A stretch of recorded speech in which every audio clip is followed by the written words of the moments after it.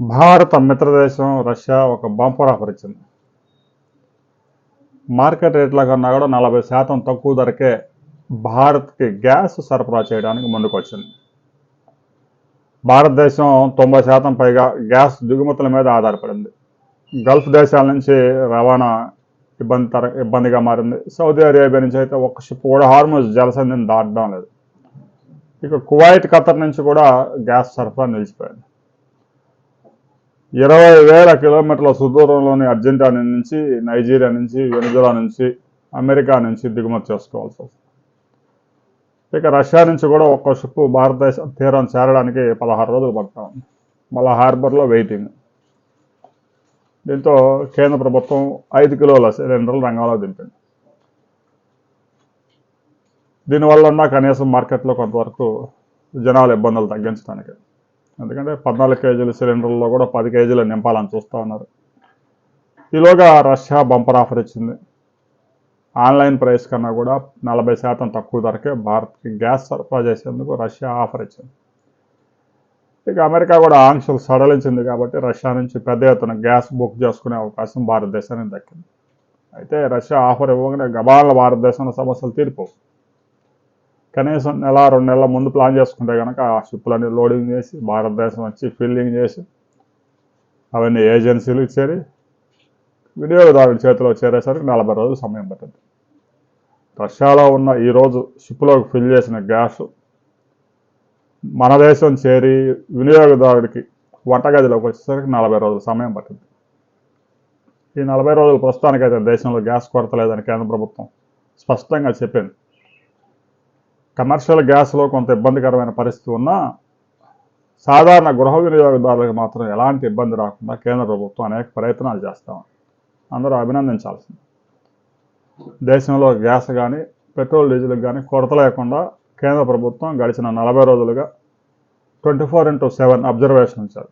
ఎందుకంటే 25% గల్ఫ్ నుంచి రావాల్సిన పెట్రోల్, డీజిల్, గ్యాస్ మొత్తం ఆగిపోయింది. చాలా దగ్గర భారత పశ్చిమ తీరానికి అయితే వారం రోజుల్లోనే గల్ఫ్ నుంచి వచ్చేసింది. పశ్చిమ తీరం ఇంకా చేరిందంటే అక్కడి నుంచి పైప్ లైన్స్ ద్వారా దేశవ్యాప్తంగా చాలా ప్రాంతాలకు తరలిస్తూ ఉంటారు. అలాంటి జీవనాడి ఆగిపోయింది. కేంద్రం దాదాపుగా 70 దేశాల నుంచి అవకాశం ఉన్న ప్రతి దేశం నుంచి దిగుమతి చేసుకోవడానికి ఆర్డర్లు పెడతామని. ఆర్డర్ పెట్టినా కూడా ఇప్పుడు పెట్టిన ఆర్డర్ 2 నెలలకు వస్తూ ఉంది. ఆ షిప్ అర్జెంటీనా నుంచి 20 రోజులు ప్రయాణం చేసి ఎట్టకేలకు భారతదేశం చేరుకుంది ఒక షిప్. గతంలో ప్రతిరోజు 3 గ్యాస్ షిప్పులు అతి పెద్దవి, 14 క్రూడ్ ఆయిల్ షిప్పులు భారతదేశానికి చేరుకునేవి. ఇక రిలయన్స్ లాంటి సంస్థ అయితే 90% రిఫైనరీ చేసి మరలా ఎగుమతులే చేస్తూ ఉంది. డీజిల్ పెట్రోల్కి అయితే వచ్చిన ఇబ్బంది లేదు. గ్యాస్ కూడా సామాన్య వినియోగదారులకి ఎలాంటి ఇబ్బంది లేదు. కమర్షియల్ గ్యాస్కి సంబంధించి కొన్ని సమస్యలు ఉన్నాయి. కమర్షియల్ గ్యాస్ ఇప్పుడు కూడా అందుబాటులోకి పెద్దగా లేదు. దానికి సంబంధించి కూడా కేంద్ర ప్రభుత్వం దేశంలో ఉన్న గ్యాస్ ఉత్పత్తి చేసే సంస్థలని ఉత్పత్తిని పెంచాలని పెద్ద ఎత్తున ఆదేశాలు జారీ చేయడంతో పాటు ఎగుమతుల మీద నిషేధం విధించింది. భారతదేశమే 90% దిగుమతుల మీద ఆధారపడితే కొన్ని కంపెనీస్ వ్యాపారాల నిమిత్తం విదేశాల నుంచి దిగుమతి చేసుకొని దేశంలో రిఫైన్ చేసి మళ్ళీ ఆ ప్రొడక్ట్స్ ఎగుమతి చేస్తామని. అంటే భారతదేశం కన్నా కూడా మెరుగైన ధరలు దక్కే దేశాలు కొన్ని ఉంటాయి కాబట్టి అక్కడికి ఎక్స్పోర్ట్ చేస్తామని. వాటిని మనం తప్పట్టడానికి కూడా ఏం లేదు. ఎందుకంటే లక్షల కోట్ల రూపాయల ఇన్వెస్ట్మెంట్తో కూడిన వ్యవహారం. ఒక రిఫైనరీ 4 లక్షల కోట్ల రూపాయలతో నిర్మించినప్పుడు భారతదేశంలో తక్కువ ధరకు అమ్మితే ఆ రిఫైనరీ ఎత్తిపోయింది. రిఫైనరీ నడవడం ముఖ్యం.